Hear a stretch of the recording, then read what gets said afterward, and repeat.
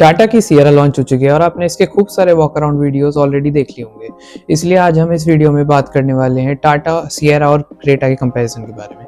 तो देखो, जब भी कोई ब्रांड इस सेगमेंट में अपनी गाड़ी लॉन्च करती है तो वो क्रेटा की मार्केट छीनने की कोशिश करती है, क्योंकि क्रेटा की हर महीने अपनी सेल्स जो है 18 से 19 हज़ार होती हैं, जो कि अपने कॉम्पिटिशन में सबसे ज़्यादा है। और इसीलिए टाटा ने इस सेगमेंट में अपनी सियारा को उतार दिया है, जिससे उनकी कोशिश है क्रेटा के मार्केट को कैप्चर करना। और इस ये चीज़ आपको दिखेगी और ये बात आपको टाटा सियारा के स्पेक्स से साफ साफ समझ आती है, क्योंकि इंजन ऑप्शंस हो, गाड़ी की डायमेंशंस हो या फिर इंटीरियर, हर चीज़ में उसको क्रेटा से सुपीरियर रखने की कोशिश की गई है।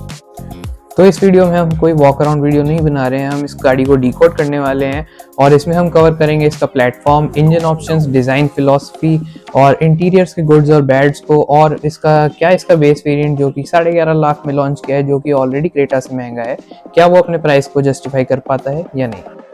तो चलिए सबसे पहले इस गाड़ी के प्लेटफॉर्म के बारे में बात करते हैं। प्लेटफॉर्म यानी कि वो बेसिक स्ट्रक्चर जो कि गाड़ी की हर फीचर को, हर उसकी कंपैटिबिलिटी को डिज़ाइन किया जाता है, जिसमें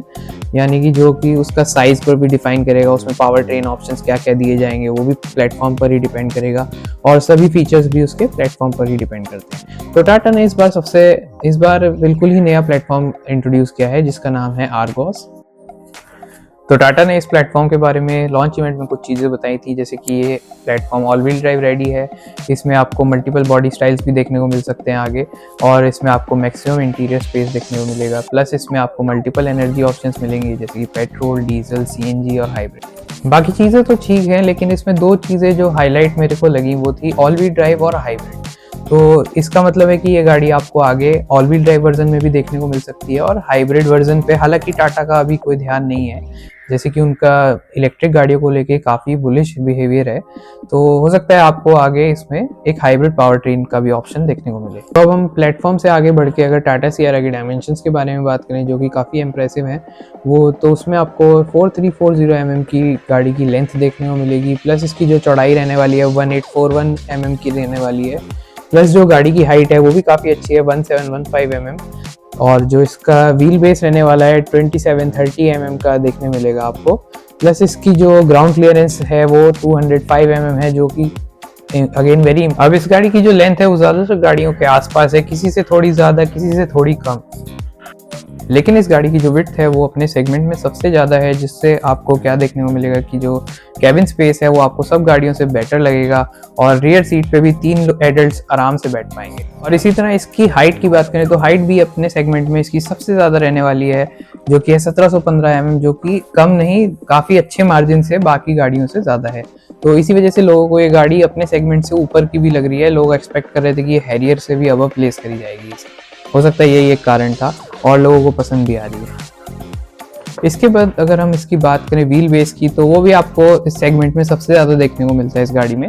जो कि आपको अंदर कैबिन में बेटर स्पेस के रूप में ट्रांसलेट होता दिखेगा, better leg room, better space. और आपको मैं इमेज भी एक रेफरेंस में लगा देता हूँ ताकि आपको अंदाज़ा लग पाए कि इसका व्हील बेस बाकी गाड़ियों के कंपैरिजन में कैसा है। जो इसमें ग्राउंड क्लियरेंस है वो 205 mm की है, लेकिन वो सेगमेंट में कहीं पीछे नहीं है, कुछ गाड़ियों में 4-5 mm का फ़र्क है, वो भी लेकिन काफ़ी अच्छा फिगर है। तो अब अगर हम इस गाड़ी के बूट स्पेस की बात करें तो वो भी आपको सेगमेंट में सबसे ज़्यादा देखने को मिलेगा, 622 लीटर का बूट स्पेस, जो कि आपको अगर ट्रैवलिंग का शौक है और आप घूमना पसंद करते हैं लॉन्ग ट्रिप्स पर, तो आपको इसमें सामान रखने में कोई दिक्कत नहीं आएगी।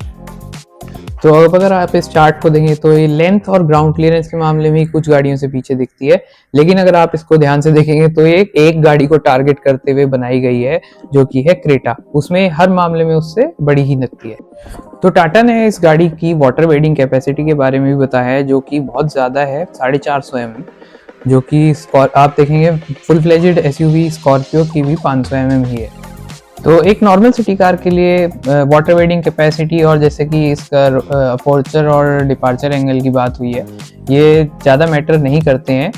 तो कोई भी कंपनियां डिक्लेयर भी नहीं करती हैं जैसे कि टाटा ने किया है। तो मैं समझता हूँ और कंपनियों को भी ये चीज़ करनी चाहिए, क्योंकि आजकल जैसे कि गुड़गांव और दिल्ली जैसे शहरों में जहाँ पे अंडर पासेस वगैरह काफ़ी बने हुए हैं, वहाँ पे पानी भर जाता है और काफ़ी लोगों को दिक्कत भी होती है निकलने में, तो वहाँ के लिए ये चीज़ें यूज़फुल रह सकती हैं। डायमेंशंस को लेकर तो हमने काफ़ी बात कर ली, तो अब आते हैं इसके इंजन ऑप्शंस के ऊपर। तो टाटा सियरा 3 इंजन ऑप्शंस के साथ आएगी, 1.5 diesel, 1.5 naturally aspirated petrol, 1.5 GDI petrol,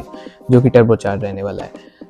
तो टाटा सियरा का जो 1.5 डीजल इंजन है वो आपको ऑलरेडी नेक्सॉन में देखने को मिलता है, वो सेम ही पावर फिगर्स के साथ सियरा में भी कंटिन्यू किया जा रहा है। लेकिन जो इनके दोनों पेट्रोल इंजन हैं वो आपको पहली बार देखने को मिल रहे हैं, बिल्कुल नए इंजन है और दोनों ही 4 सिलेंडर इंजन है। तो अब अगर इस सेगमेंट में आ रहे और गाड़ियों के इंजन से कंपेयर करें तो वोल्क्सवैगन का जो 1.5 TSI इंजन है 148 bhp बनाता है, Hyundai का 1.5 जो GDI इंजन है वो भी 158 bhp बनाता है, और जो टाटा में अब सियरा में इंजन आ रहा है वो भी 158 bhp बनाता है। तो जो इसका टर्बो इंजन है वो आपको इसके टॉप वेरिएंट में ही देखने को मिलेगा, यानी कि जो इसका नेचुरली एस्पिरेटेड इंजन है वो ज़्यादातर लोग खरीदेंगे और वो उसकी ही जो परफॉर्मेंस है वो ही इसकी सक्सेस को डिफाइन करेंगे। तो क्योंकि बेस वेरिएंट्स में आपको पैनोरामिक सनरूफ, ट्रिपल स्क्रीन और लेवल 2 ADAS जैसे फीचर्स देखने को नहीं मिलते हैं, तो वहाँ पे इंजन बेटर अच्छा होना और भी ज़्यादा ज़रूरी हो जाता है। लेकिन इसका जो नेचुरली एस्पिरेटेड इंजन है वो बाकी गाड़ियों से कंपेयर तो करता है लेकिन उनको बीट नहीं करता। तो इस इंजन के पावर फिगर्स की बात करें तो इसमें आपको 105 bhp की पावर देखने को मिलती है। वहीं जहाँ पे हम कह रहे थे कि टाटा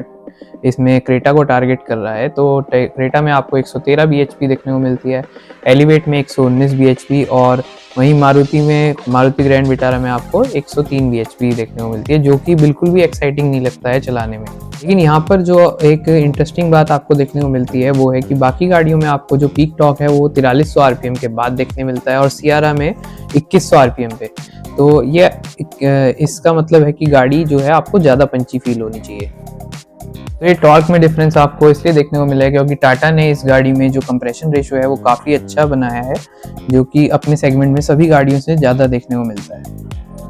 तो ऑन पेपर स्पेसिफिकेशन के मामले में तो टाटा का जो इंजन और पावर ट्रेन है वो काफ़ी सॉलिड नज़र आता है। तो इस बार ये आपको टाटा सियरा में सिर्फ इंजन ऑप्शन ही नए देखने को नहीं मिल रहे हैं, इस बार टाटा ने इसमें एक टॉर्क कन्वर्टर ऑटोमेटिक ट्रांसमिशन भी इंट्रोड्यूस किया है, जो कि आपको सभी वेरिएंट्स में एज एन ऑप्शन देखने को मिल जाएगा। सियरा के डिज़ाइन के बारे में बात कर लेते हैं। तो इस गाड़ी के डिज़ाइन को लेकर एक सवाल उठ रहा है, क्या ये सही में पुरानी सियरा का एक रिफ्रेश वर्जन है या नहीं। तो टाटा ने पूरी कोशिश करी है इसका साइड का डिज़ाइन जो है पुरानी वाली सियरा से मैच करने के लिए, लेकिन क्योंकि सेफ्टी नॉर्म्स को देखते हुए वो साइड वाला जो विंडो वाला ग्लास एरिया था वो वैसा का वैसा नहीं बना पाए, तो उन्होंने उस एरिया को ब्लैक आउट करके सेम इल्यूजन क्रिएट करने की कोशिश करी है। तो फ्रंट डिज़ाइन की बात करें तो टाटा सियरा फ्रंट से पुरानी सियरा जैसी नहीं लगती है, वो एक बिल्कुल नया वर्जन लगता है और मुझे तो लगता है रेंज रोवर से ज़्यादा सिमिलर लगती है। तो अब टाटा सियरा के रियर डिज़ाइन की बात करें तो मुझे तो ये बिल्कुल रेंज रोवर का कॉपी पेस्ट लगता है, क्योंकि जो रेंज रोवर में ब्लैक स्ट्रिप आपको देखने को मिलती है रेयर में, उसको LED लाइट से रिप्लेस किया गया है, बस यही फ़र्क लगता है मुझे, और टाटा का लोगो लगा दिया। डिज़ाइन रेंज रोवर से इंस्पायर्ड इसलिए कह रहा हूँ क्योंकि मुझे रेंज रोवर की तरह काफ़ी एलिगेंट और अप मार्केट फील देता है। तो टाटा ने इस गाड़ी के अंदर बहुत ही बड़े 19 इंच के अलॉय व्हील्स दिए हैं, जिससे इसकी साइड डिज़ाइन भी बहुत अच्छा लगता है और व्हील्स जो है छोटे नहीं नज़र आते। तो अब इस गाड़ी के इंटीरियर पे आ जाते हैं। तो इंटीरियर की बात करें तो इस गाड़ी का इंटीरियर सेगमेंट में मुझे सबसे सुंदर लगता है। एक तो इसका जो डैशबोर्ड का डिज़ाइन है और लेआउट है, प्लस इसमें जो ड्यूअल टोन शेड्स दिए गए हैं, और जो इसका सेंटर कंसोल है वो आपको फ्लोटिंग टाइप का मिलता है, जिसमें कि आर्मरेस्ट भी उसी के साथ अटैच्ड है गियर नॉब के लेवल में, तो आपको ड्राइवेबिलिटी में भी ईजी पड़ेगा। प्लस जो इसका कैबिन स्पेस है वो आपको बेटर मिलने वाला है सभी गाड़ियों से, being it's dimensions are bigger than the other cars.